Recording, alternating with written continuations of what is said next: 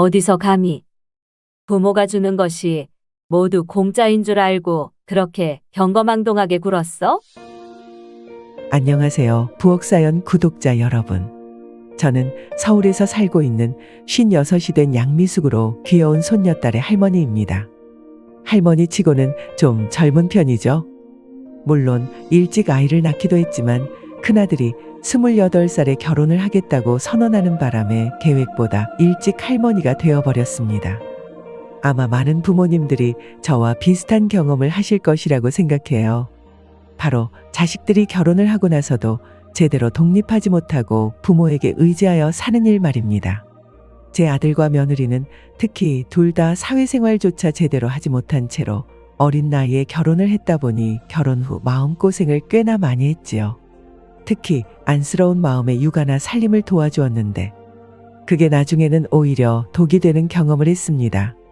나중에서야 뒤늦게 정신 차리고 아들 내외가 제대로 독립하도록 밀어낼 수 있었죠. 여러분, 지금부터 제가 하는 이야기는 물론 시어머니 입장에서 쓴 사연이기는 합니다. 하지만 며느리를 잡는 못된 시어머니라 생각 마시고 편견 없이 제 이야기를 들어주시길 바라요. 저는 20대 중반의 젊은 사업가와 결혼하여 일남 일녀의 자식을 두었습니다. 바로 큰아들 동수와 작은 딸 연하였어요. 어렸을 때부터 두 아이의 성향은 극과 극이었습니다. 아들은 무슨 일을 해도 덤벙댔고 딸은 뭐든지 똑부러지게 해내는 성격이었죠. 처음에는 남자아이와 여자아이의 차이인가 싶었지만 아이들이 커갈수록 남녀의 차이가 아닌 그냥 아들의 성격이라는 걸 깨달았습니다. 나중에 아들이 사고 안 치고 제 앞가림이라도 할 수 있게 키우려고 어렸을 때부터 혼낼 일이 있으면 엄하게 혼내곤 했어요. 저는 한다고 하는데 참 쉽지 않더군요.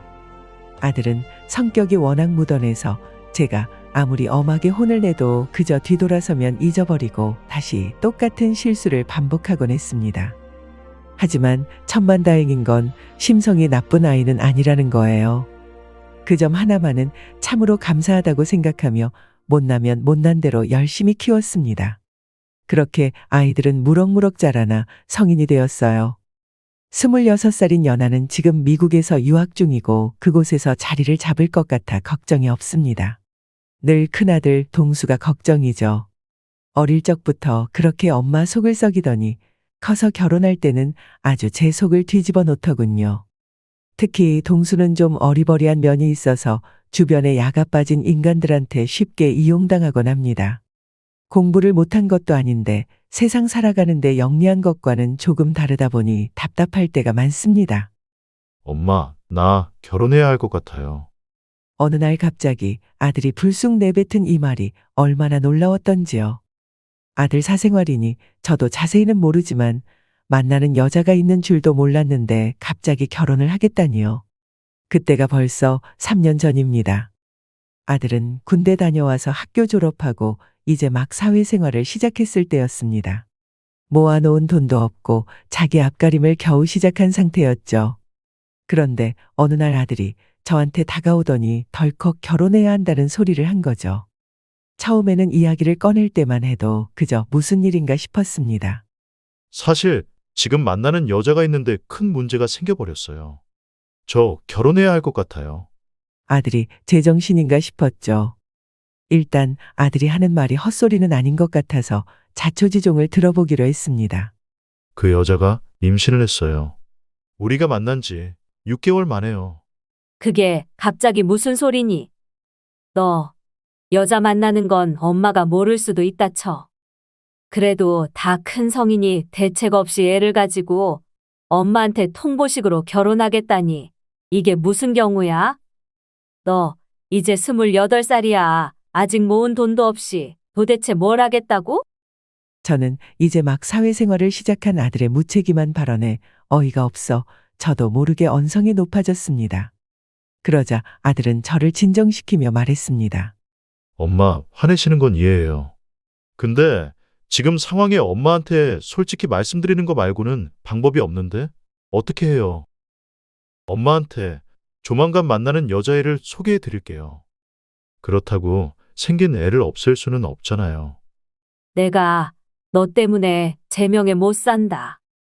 대체 어쩌자고 그런 사고를 쳐. 저는 정말 속이 뒤집히는 기분이었습니다. 항상 사고를 치는 아들이긴 했지만 이번 일은 심각했죠. 아들이 결혼해야 한다고 해서 너무 놀랐던 저는 그 여자의 집에서도 이 사실을 알고 있는지 물어봤습니다. 너 만나는 여자아이의 집에서는 이 사실을 다 알고 있니? 네, 아마 지금쯤 알고 있을 거예요. 말한다고 했었으니까요.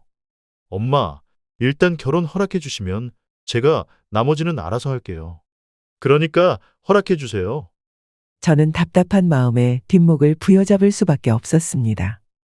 애가 생겼는데 허락이고 뭐고 그런 거 할 게 뭐가 있어, 이놈아. 아이고, 대체 뭐부터 해야 할지 일을 어쩜 좋니?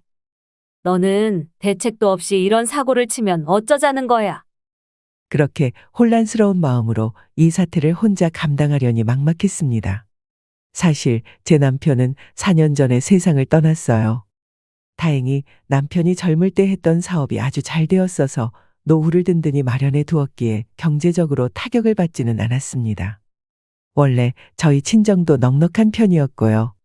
그래서 아이들 둘 다 학비되고 사회에서 자리 잡을 때까지는 경제적으로 도와줄 생각이었어요. 하지만 아들이 이런 식으로 갑자기 결혼을 한다니까 모든 계획이 틀어지는 기분이었습니다. 아들의 잘못은 둘째치고 생명이 달린 문제니 당연히 결혼을 허락할 수밖에 없었습니다. 사정을 들어보니 아들이 만난다는 그 여자아이도 결혼할 준비는 아무것도 되어 있지 않았습니다. 나이는 겨우 25이었어요. 아직도 학생 티가 남아있는 새파랗게 어린 아가씨였죠. 혼수할 돈은커녕 집안 형편이 그리 넉넉하지 않아 결혼할 돈이 있는지도 모르겠다고 하더군요. 솔직히 며느리감으로 생각하기엔 여러 가지로 악조건이었습니다.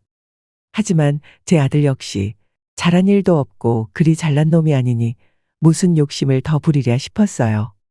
그래서 아직 경제적으로 모은 것도 없고 독립할 준비가 안 된 아들에게 몇 가지 조건을 내걸었습니다.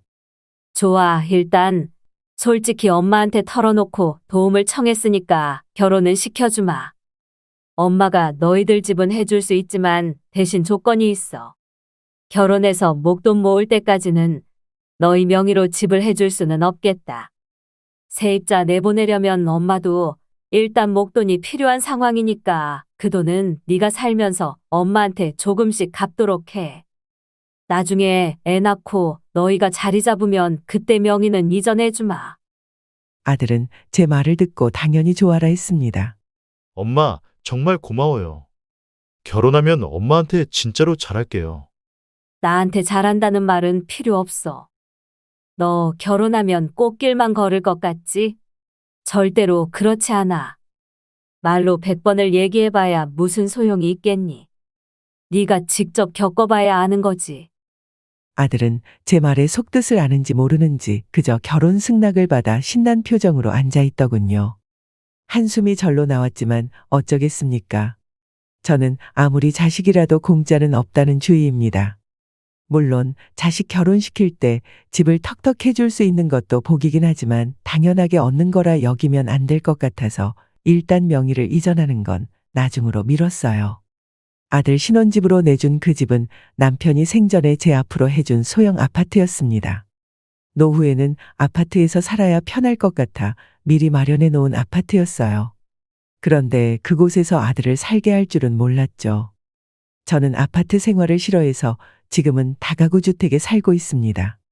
세입자 6세대가 있는 건물이고 제 소유예요. 제가 주인이지만 높은 곳에 오르락내리락 하는 게 싫어서 1층에 있는 가장 작은 방에서 거주하고 있습니다. 이 건물을 관리하며 세입자들에게 받는 월세로 생계를 유지하고 있어요. 그리고 아파트는 세를 놓고 있었는데 지금 세입자의 계약이 만료되면 계약 연장은 하지 않고 아들 내외를 살게 하면 되겠다 싶었습니다. 일단 집 문제는 해결되었고 아들의 결혼을 허락한 상태에서 며느리 될 아이를 만났죠. 옛되고 예쁘장한 얼굴의 며느리는 이제 막 학교를 졸업하고 아직 취직은 못한 상황이었습니다.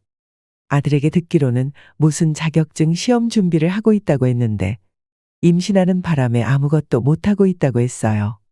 어쨌든 만나보니 아들의 짝이라고 생각해서 그런지 몰라도 예비 며느리가 그저 예뻐 보였습니다.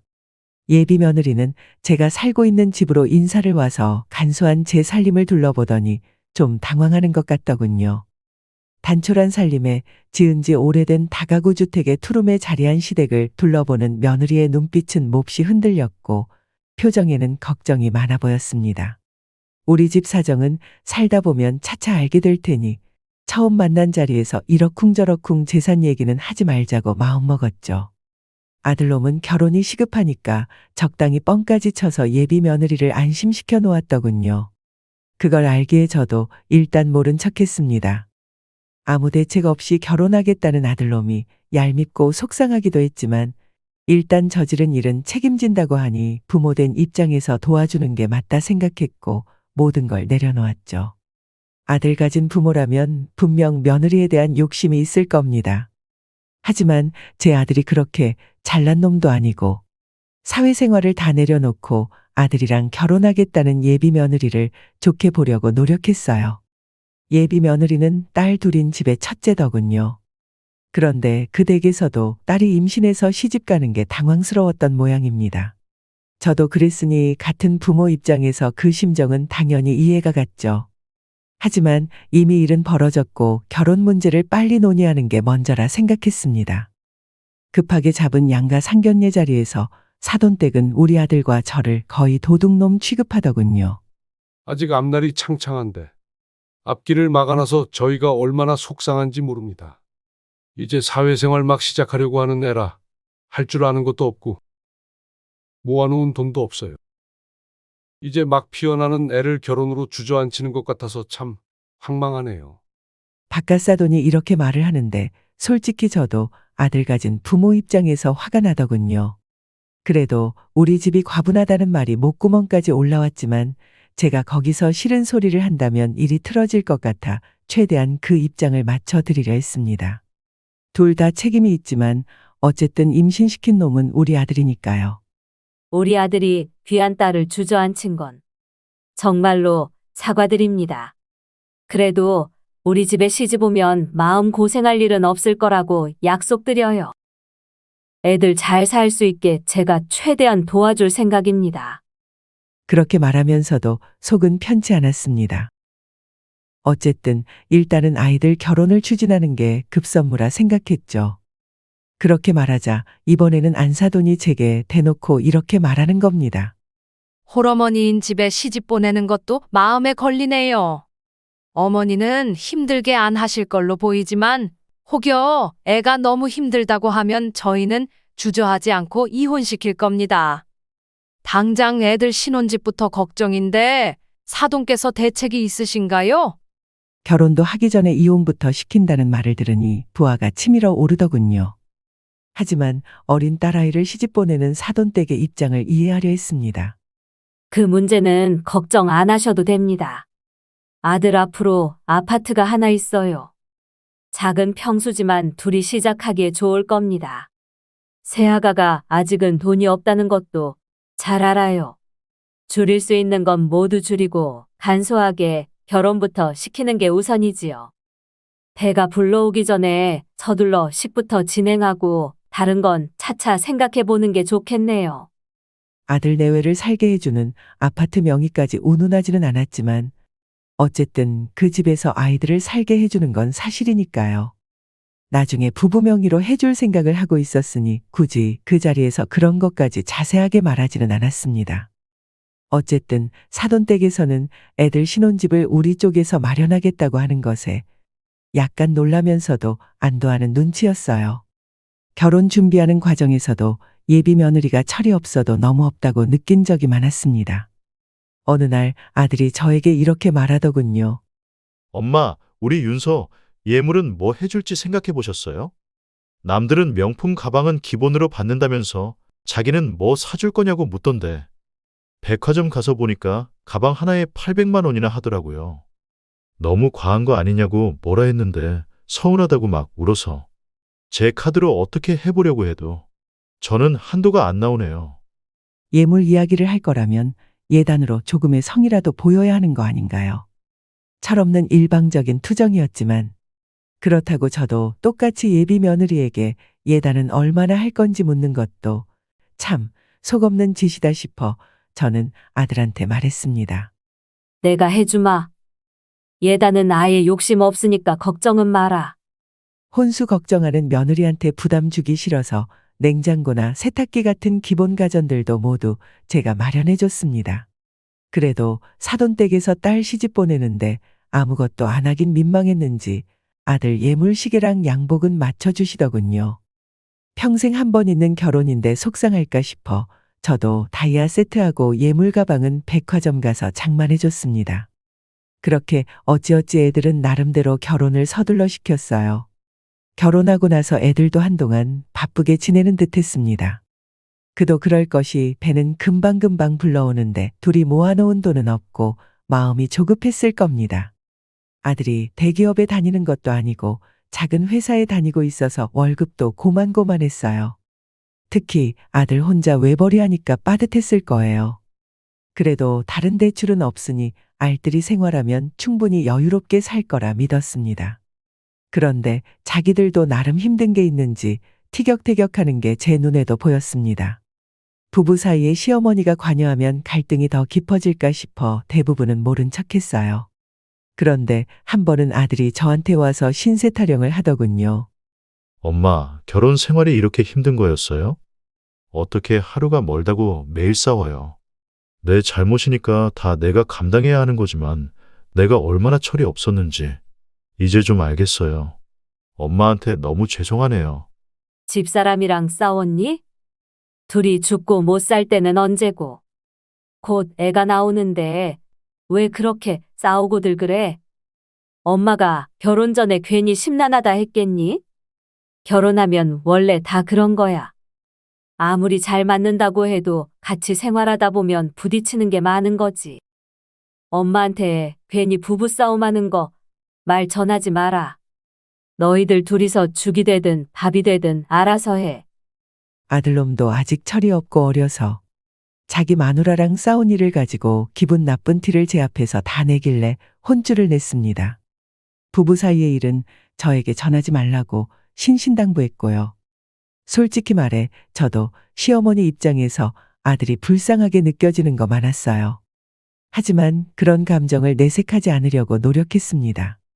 아들과 며느리가 스스로 해결해야 할 문제니까요. 아들이 10분 거리 지척에 살았지만 가급적이면 발걸음도 안 하려고 노력했습니다. 며느리와의 갈등을 피하기 위해서였죠. 시간이 흘러 아들은 첫 아이를 낳았습니다. 둘 다 처음이니 부모 노릇이 서투른 것은 당연했어요. 며느리의 친정 엄마는 아직 일을 다니시느라 산후조리나 육아를 도와줄 상황이 아니었습니다.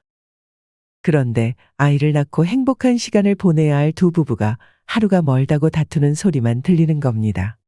아들은 밖에서 돈도 벌어야 하고 집에 오면 육아도 도와줘야 하니 힘들었겠죠. 서로 조금씩 양보하고 도와가며 해야 하는데 서로 자기가 더 힘들다고 주장하면 끝없는 싸움이 되는 거잖아요. 그래도 아들이 힘들다는 말을 하면 저는 며느리 편을 들어주곤 했습니다. 여자는 애 낳고 나면 우울증도 오고 몸이 예전과 달라져서 심적으로 많이 힘들어. 남자가 더 많이 도와줘야 하는 거야. 자꾸 너 힘들다는 말만 하지 말고 네가 당연히 해야 할 거라고 생각하고 다 해줘. 너 퇴근하고 나면 하루 종일 애랑 전전긍긍했을 네 집사람도 좀 쉬게 해줘야지. 아들이 가슴을 치며 답답하다는 표정으로 대답하더군요. 엄마, 저도 그렇게 해요. 애 키우는 것도 힘들지만 윤서가 맨날 나한테 돈 조금밖에 못 벌어온다고. 자존심 구기는 말을 하면 진짜 속상하다고요. 안 싸우려고 하는데 자꾸 남자 자존심을 건드린다니까요. 아들이 하도 힘들다고 하길래 손녀가 태어나고 나서 저는 아들네 집을 오가며 살림도 봐주고 반찬도 해다주며 챙겼습니다. 며느리는 아직 나이가 어려서 아이를 키우는 것을 많이 버거워했어요. 한창 놀 나이인 25살에 첫 출산을 했으니 주변 친구들과 비교해보면 아쉬운 게 많았을 거라는 건 이해합니다. 하지만 아이 키우는 엄마가 어떻게 그렇게 철이 없을 수가 있는지 가끔 화가 날 때도 있었습니다.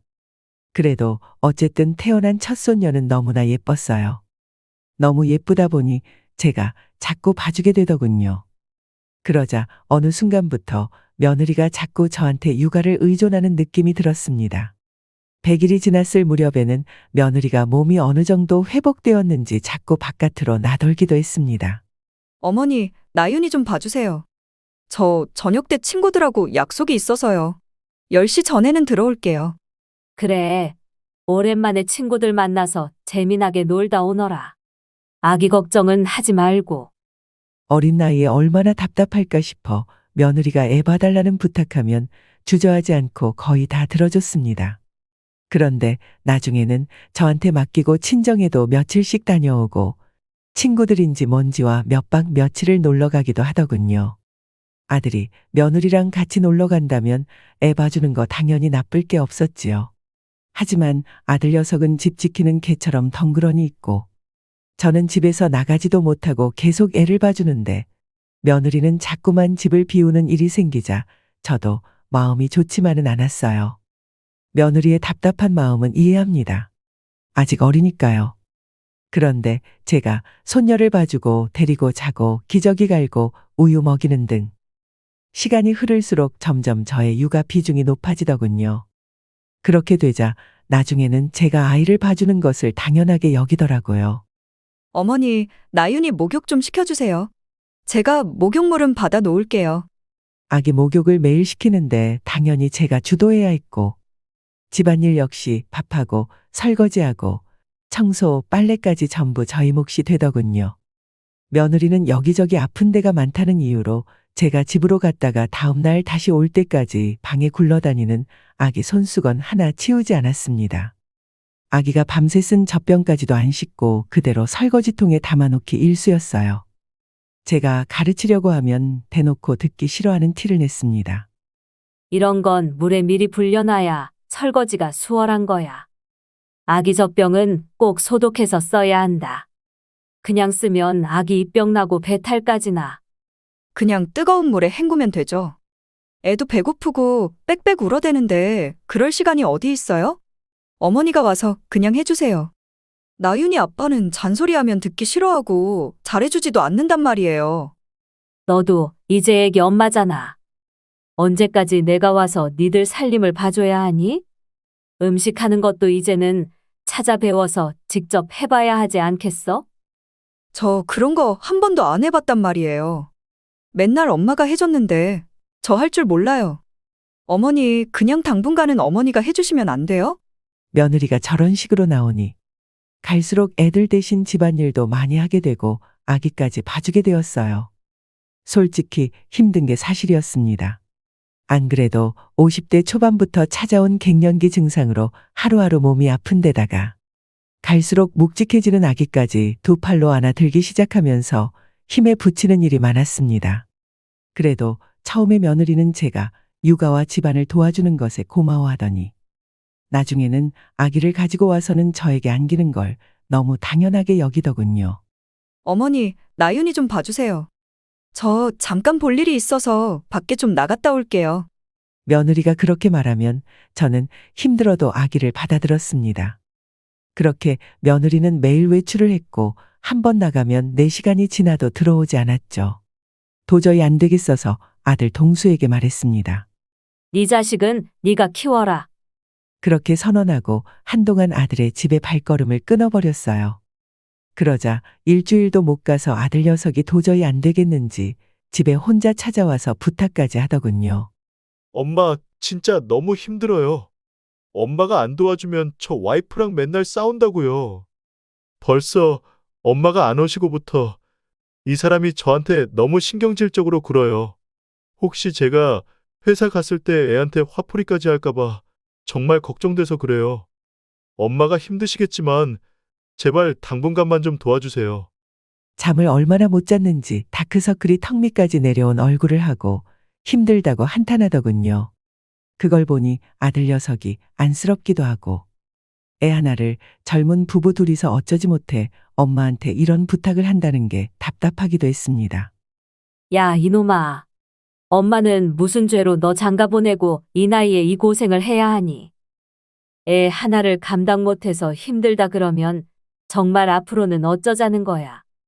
아이고, 내가 너를 장가 보내면 할 일은 다 끝난 줄 알았더니 산 넘어 산이구나. 엄마, 제가 정말 용돈이라도 넉넉히 드리고 봐달라고 하고 싶지만 제 사정 아시잖아요. 아기 부녀의 기저귀 사고 생활비하고 나면 아직 남는 게 없어요. 아들의 팍팍한 지금 사정을 알기에 더욱 마음이 아팠습니다. 아들 내외가 마음가짐부터 부족한 점이 많아 이런 부탁을 하는 걸 알고 있어요.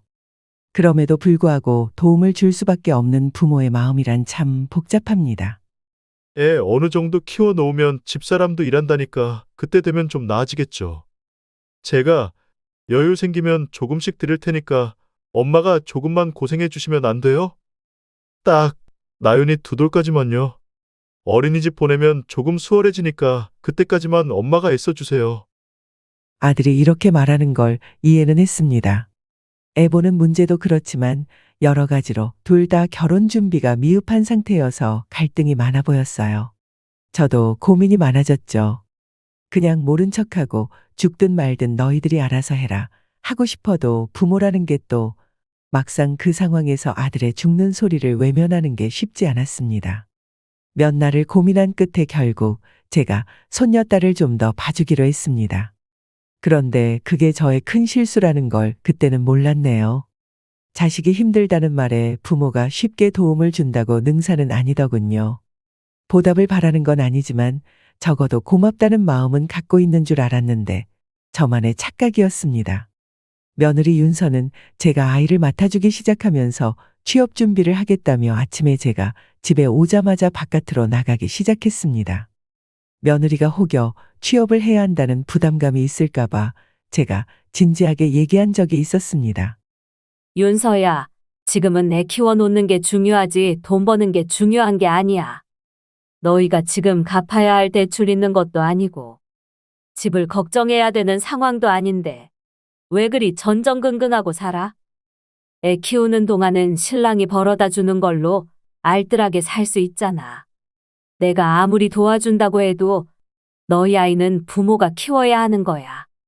내가 아무리 잘해준다고 해도 할머니는 할머니인 거다.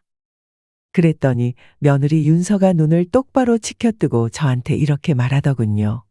어머니, 모르는 말씀 마세요. 신랑이 벌어다 주는 돈만 가지고는 생활이 안 된다고요. 저 원래 제가 쓰던 화장품 하나, 옷 한 벌 내 마음대로 못 사 입어요. 나윤 아빠가 저한테 생활비 쓰라고 주는 돈이 얼마인지 아세요? 돈을 못 벌어다 주면 애라도 잘 봐주던가요. 애는 맨날 울리고 집안 살림도 제대로 할 줄 아는 게 없다고요. 그러니까 제가 이렇게 돈 벌려고 하는 거 아니겠어요? 저도 팔자 좋게 집에서 애 보면서 살고 싶어요. 왜 안 그러고 싶겠어요? 며느리는 그동안 쌓아왔던 불만을 폭발시키며 저에게 하소연을 하더군요. 저는 당황스럽고 답답한 마음에 말했습니다. 대체 무슨 돈을 얼마나 쓰길래 신랑 월급이 그렇게까지 적다는 말을 하니? 너희들 힘들다 그래서 내가 반찬도 거의 다 해주고 쌀도 다 사서 가지고 오잖아. 돈도 중요하지만 지금 당장 취업한다고 너무 부담 갖고 할 필요는 없다는 말이야. 마음 편안히 가지고 애 키우는 거에 집중하면 안 되겠니? 아니요. 저는 그러기 싫어요. 어머니가 봐주시기로 한 거잖아요. 저 취직할 때까지 어머니가 해주세요. 안 그러면 저 신랑이랑 계속 싸우면서 살 거예요. 지금 당장 생활비 보태주지 않으실 거면 저더러 애만 보라는 말 하지 마시라고요. 나중에 어머니 저희한테 조금이라도 의지하실 거면 지금 이렇게 육아랑 살림 봐주셔야 하는 거 아니에요? 며느리가 이런 말까지 서슴없이 하는데 시어머니가 관여하는 순간 부부 사이가 더 악화되는 건 뻔한 거죠. 그래서 대부분은 속이 타들어가도 모른 척했습니다. 하지만 어느 부모가 자기 아들이 며느리한테 무시당하고 돈 못 벌어온다는 말 들으면 마음이 좋을 리가 있겠어요? 참다 한 번씩 며느리에게 이야기를 하면 며느리는 그걸 고깝게 듣고 잔소리로 여겼습니다. 제가 하는 말에 조목조목 반박을 어찌나 잘하는지 어쩔 때는 말문이 막힌 적도 있었지요. 나중에는 집안일로 한 소리 하면 이렇게 톡 쏘곤 했습니다. 어머니, 보태주는 것도 없으시면서 잔소리하지 마세요. 이렇게 심한 말을 하기도 했어요. 아들이 무능력하다는 기분 나쁜 말을 서슴없이 했고, 가진 거 없는 집에 시집 와서 고생만 한다는 뉘앙스의 말을 저의 면전에 대놓고 하기도 했습니다. 심지어 날이 갈수록 저를 가정부 취급하는데 어쩔 때는 시어머니라는 걸 아예 까먹고 있는 게 아닌가 하는 생각이 들 정도였어요. 하지만 저 기분 나쁜 일들을 모두 참고 넘어갔던 건 안 그래도 위태로운 부부 사이가 혹시나 시모인 저 때문에 더 나빠질까봐 염려해서였습니다. 하지만 저도 사람인지라 가끔씩 몸까지 아플 때는 많이 힘들긴 했어요. 그래도 아들 동수는 퇴근하자마자 집에 와서 저한테 아이부터 넘겨받고 서툰 손길이지만 저를 도와주려고 많이 노력했습니다. 결혼할 때는 정말 철딱서니 하나 없는 모습이더니 그래도 아이 낳고 나서는 자기보다 아이와 가정을 먼저 생각하는 게 보였어요. 손녀 나윤이가 2돌 정도 되어서 어린이집으로 가면 등하원만 시켜주면 될 테니 시간이 빨리 가기를 바라고만 있었죠. 하지만 제 속은 계속 골마가고 있었습니다. 특히 며느리를 보면 속이 답답했어요. 저도 가끔 한 번씩은 윤서에게 잔소리도 했습니다. 그러기를 몇 달째 드디어 참았던 화가 터지는 일이 있었네요.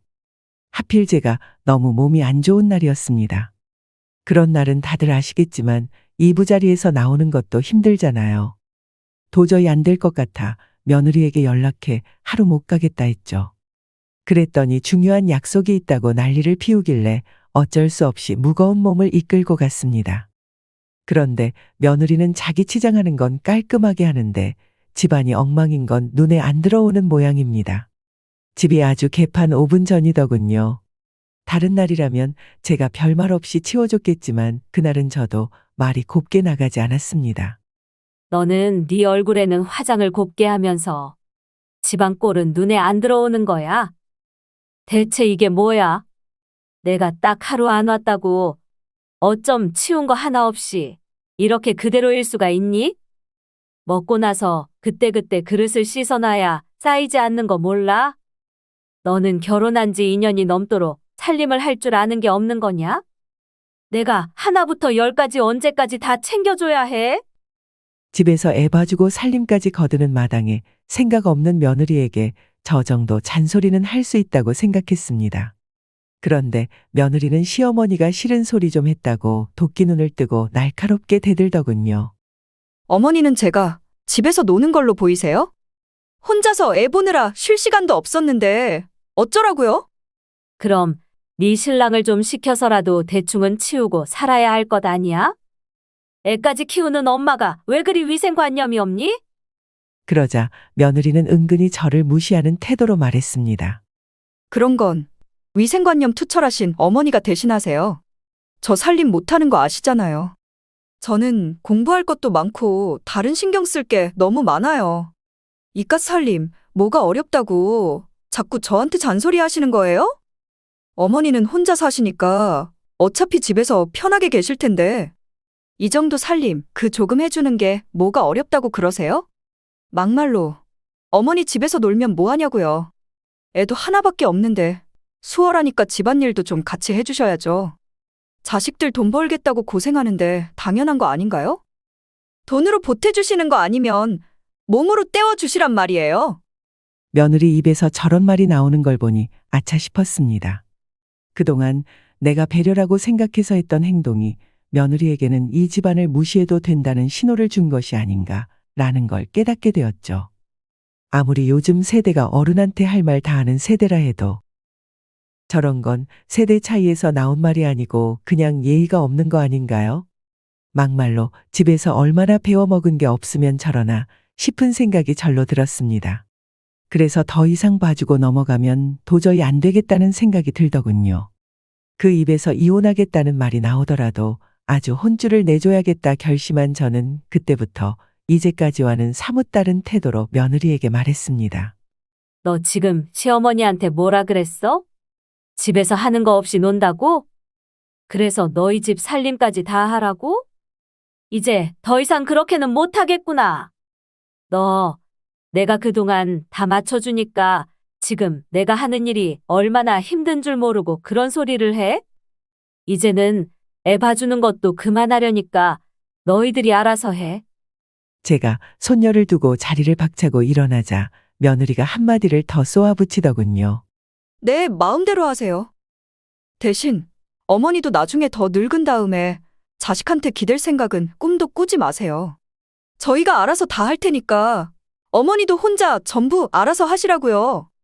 그 말을 듣고 참 여러 감정이 교차하더군요. 제가 기가 막혀서 되물었죠. 너 지금 내가 너한테 기댈까봐 그 걱정하는 거냐? 그러자 며느리가 저에게 뭐라고 했는 줄 아시나요? 당연히 걱정되죠. 어머니가 그 나이 먹도록 넓고 좁은 방 2칸짜리 다세대주택 사는 것도 솔직히 짜증나요. 자식한테 코딱지만한 아파트 해줬다고 그게 다인 줄 아세요? 더 해줄 거 없으면 애라도 봐주고 살림이라도 해주시는 게 당연한 거 아닌가요? 너 그렇게 못된 생각을 하고 있는 줄은 내가 몰랐구나. 네가 받은 거에 감사하지는 못할 망정. 뭐가 어쩌고 어째? 내가 고마워할 줄 모르는 사람한테 너무 분수에 안 맞는 걸 쥐어줬네. 네가 그렇게 나온다니 할 수 없지. 나는 이제 손녀고 뭐고 다 모르겠으니까 너희 내외는 이 집에서 당장 나가. 죽이 되든 밥이 되든 너희들이 알아서 살아라. 나가려면 어머니가 나가세요. 이 집 우리 남편 집인데 제가 왜 나가요? 이 집 제 집이나 마찬가지인 거 모르세요? 집에서 나가라는 소리에 며느리는 지금 이 아파트가 마치 자기 집인 양 당당하게 저더러 나가라고 하더군요. 저는 그런 며느리에게 똑똑히 알려줬습니다. 이 집이 누구 맘대로 네 집이냐? 지금 네가 살고 있는 이 집 바로 내 명의인 줄 몰랐니? 내가 세입자 내보내면서 보증금 내줬지만 그거 돌려받을 생각도 없었다. 나중에 나윤이 좀 크고 나면 너희한테 명의를 넘겨주려고 벼르고 있었는데 네 복을 네가 발로 차버리는구나. 매사 고마운 거 모르고 불평불만만 하는 사람한테는 과분하지. 나는 내일이라도 당장 이 집 팔고 너희들 내보내서 정신 차리게 할 테니까 너야말로 당장 나갈 준비해. 며느리는 생각지도 못했던 상황에 크게 당황하는 눈치였습니다. 아직 어려서 남편 집이라고 하니 그런 줄만 알았지 등기부등본 열람해 볼 잔머리는 없었나 보더군요. 며느리는 당황해서 물었습니다. 이 집이 어머니 명의라고요? 오빠가 분명 자기 집이라고 그랬는데요. 그럴 리가 없어요. 너희들한테 물려주려고 한 집이니까 그렇게 말했겠지. 근데 이제는 내가 그럴 생각이 없어. 너희는 고생 좀 해봐야 정신을 차릴 것 같구나. 더 이상 부모 그늘에서 덕보려는 생각 말고 너희 힘으로 살아봐. 이 집은 바로 처분할 거니까 그런 줄 알고 갈 곳이나 정해. 정 갈 곳 없으면 네 친정으로 가. 너는 우리 집이 가진 거 없는 줄로만 알았나 본데. 내가 사는 집도 내 명의 건물인 걸 몰랐니? 내가 자랑하자는 건 아니지만 네가 하도 우리 집안을 무시하는 것 같아서 밝히는 거니까. 앞으로 나랑 네 신랑 무시하지 마라. 알겠어? 저는 그렇게 매몰차게 말하고 발길을 돌렸습니다. 그랬더니 며느리가 제 옷자락을 붙잡는 겁니다.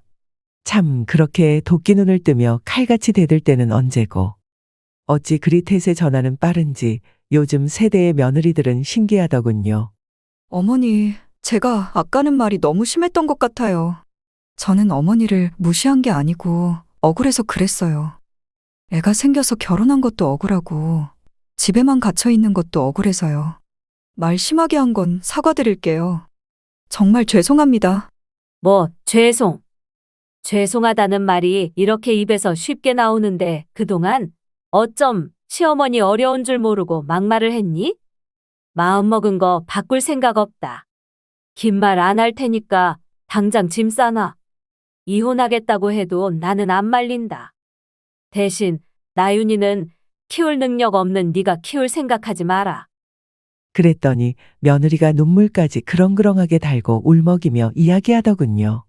어머니, 제발요. 죄송하다니까요. 어머니가 내쫓으시면 친정에는 뭐라고 말하겠어요. 정말 저랑 그이랑 그리고 우리 나윤이 이렇게 세 가족이 전부 이 집에서 나가서 고생하는 거 보고 싶으신 거예요? 그런 거 아니잖아요. 며느리의 눈물 섞인 말에 제 마음도 여러 갈래로 찢어지는 듯 했습니다. 특히 제 손으로 키우다시피 한 손녀딸 나윤이가 마음에 걸렸죠. 하지만 이번만큼은 단호하게 대처하기로 했습니다. 아들 내외가 이번 기회에 제대로 정신을 차리지 않으면 앞으로 기회는 없다고 생각했어요. 며느리는 계속 애원하듯 말했습니다. 제가 앞으로는 버릇없이 안 할 테니까 나가라는 말씀은 마세요. 왜 그렇게 무시하던 시어머니가 가진 재산이 많다니까 갑자기 이렇게 태세 전환해서 수그러드는 거야? 너 이러는 거 진짜 속물로 보여. 그거 알고 있니? 죄송해요, 어머니. 제가 못난 생각한 거 맞아요. 누구든 저 같은 상황이면 다 그럴 거예요. 어머니도 그건 아시잖아요. 그렇다고 누구나 너처럼 행동하지 않아. 나는 네가 어린 나이에 애가 생겨 결혼한 게 안타까워서 바깥으로 돌고 놀러 다녀도 다 이해하려고 했다. 너희들이 잘 사는 거 그거 하나 바라고 살림이고 육아고 다 도와준 거야. 뭐든지 당연한 건 없는 거다. 너도 이번 기회에 그걸 알아야 하지 않겠니? 저는 아들과 손녀를 고생시키는 한이 있어도 결심을 바꾸지 않을 생각이었죠. 그래서 그 길로 저를 붙잡는 며느리를 매몰차게 뿌리치고 집으로 돌아왔습니다. 며느리는 나갈 일이 있다며 채비를 한 것도 잊었는지 저를 따라 나왔지만 매정하게 모른 척했습니다. 그리고 그날 저녁 아들에게도 이야기했죠. 너희가 부부싸움을 하더라도 둘이서 다 알아서 해결해. 앞으로 엄마한테 기대서 살 생각 말고 집 내놓고 나가서 처음부터 고생해봐.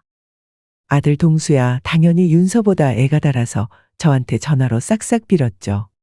그러다 며칠 후 주말에 아들 내외가 말도 없이 찾아와서는 제 앞에서 무릎까지 꿇고 빌더군요. 며느리도 그동안 마음고생을 했는지 얼굴이 퀭하게 상해 있었어요. 아마 피 터지는 부부싸움도 했겠죠. 며느리가 저에게 말했습니다. 어머니, 그동안 제가 어머니가 베풀어 주신 거 고마운 줄도 모르고 너무 오만하게 군 거 정말 진심으로 사과드릴게요. 제발 저희 집에서 나가라고 그런 말씀만 말아주세요. 앞으로는 저희 힘으로 애도 키우고 살림도 야무지게 배울 테니까 제발 한 번만 기회를 주세요. 며느리는 그동안 한 번도 본 적 없는 태도로 사과를 했고 아들 동수는 옆에서 제 눈치를 보면서 말했어요. 엄마, 이 사람이 많이 반성했어요. 저도 그동안 엄마 힘들게 한 거 사과드릴게요.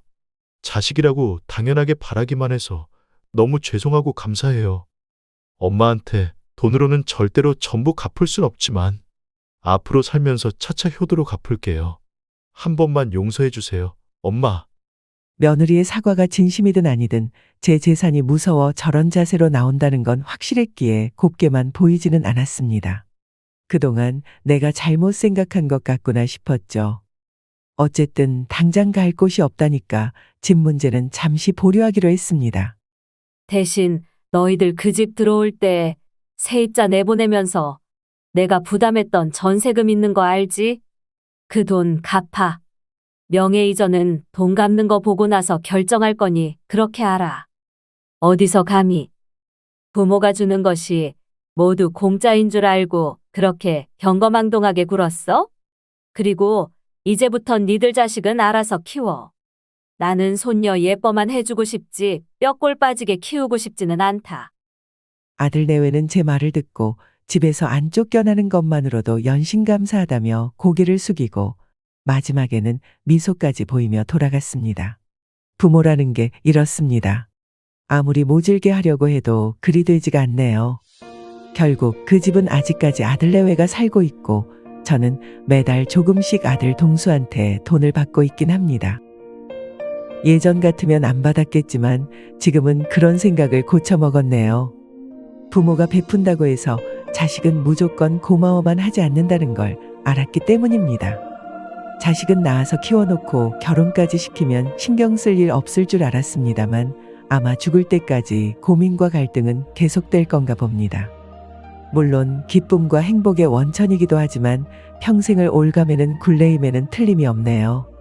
우리 집 철없는 아들 부부의 참교육 사연은 여기까지 하도록 하겠습니다. 아무래도 아들과 며느리는 함께 갈 길이 먼 것 같습니다만 가족으로 엮인 인연이니 잘 맞춰가며 살아야겠죠. 제가 아들 부부에게 너무 독한 시어머니였을까요? 저는 분명히 필요하다고 해서 그렇게 행동했지만 가끔 하루가 다르게 수척해지는 아들과 며느리를 보면 또 안쓰러운 마음이 슬금슬금 들기 시작합니다. 지금 이 사연을 들으시는 인생 선배님들에게 객관적인 의견을 듣고 싶네요. 같은 부모 입장이라면 어떻게 행동하셨을지, 앞으로 어떻게 행동해야 할지, 부족한 저에게 지혜를 나눠주시기를 부탁드립니다. 자식 때문에, 특히 자식의 결혼으로 인하여 마음 상했던 경험을 하신 분이 있다면 공감의 글을 남겨주세요. 저에게 큰 위로가 될 것 같습니다. 또 다른 의견이 있다면 가감없이 남겨주세요. 앞으로 더 잘 살아갈 수 있도록 마음속 깊이 간직하겠습니다. 지금까지 귀한 시간 내서 제 이야기에 귀 기울여 주신 구독자분들께 깊이 감사드려요. 늘 평안하시길 바랍니다. 오늘도 행복하세요. 오늘 사연 어떻게 들으셨나요? 이번 이야기가 구독자분들에게 따뜻한 위로가 되었으면 좋겠습니다. 느끼신 점이 있다면 댓글로 허심탄회하게 의견을 나눠주세요. 부엌 사연은 여러분의 구독과 좋아요 그리고 댓글로 유지됩니다. 앞으로 더 좋은 사연으로 찾아뵐 수 있도록 많은 도움을 부탁드려요. 감사합니다.